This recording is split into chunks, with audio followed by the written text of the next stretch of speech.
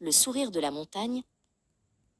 Tout en haut des Alpes suisses, là où le ciel et la terre se touchent, vivait une petite fille nommée Célestine. Sa maison était une petite cabane en bois, entourée de pics enneigés et de prairies vertes. Chaque matin, son papa, Antoine, lui préparait un sac à dos et un grand sourire. « N'oublie jamais d'où tu viens, ma petite étoile des montagnes », lui disait-il en lui donnant une pomme. Célestine descendait le long des sentiers étroits, son cœur léger comme une plume. Elle saluait les chèvres qui broutaient l'herbe et chantait avec les oiseaux qui volaient au-dessus des sapins. Mais au bout du chemin, la montagne se transformait en ville. Les chemins de terre devenaient des routes de pierre et les chants d'oiseaux étaient remplacés par le bruit des voitures. C'est là que se trouvait son école.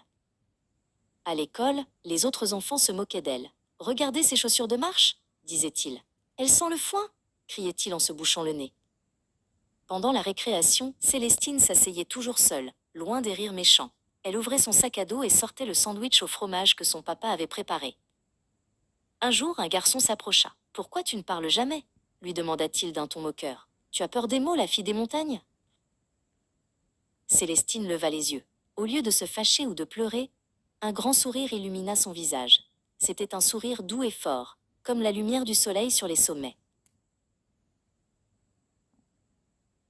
Le garçon et ses amis, qui s'étaient approchés, s'arrêtèrent, surpris. Ils n'avaient jamais vu une réaction pareille. Ils s'attendaient à des larmes, pas à de la joie. « Je ne suis pas triste, » dit Célestine d'une voix calme. « Mes chaussures sont faites pour grimper les rochers et mon sac sent le sapin. C'est le parfum de mon chez-moi. » Elle continua.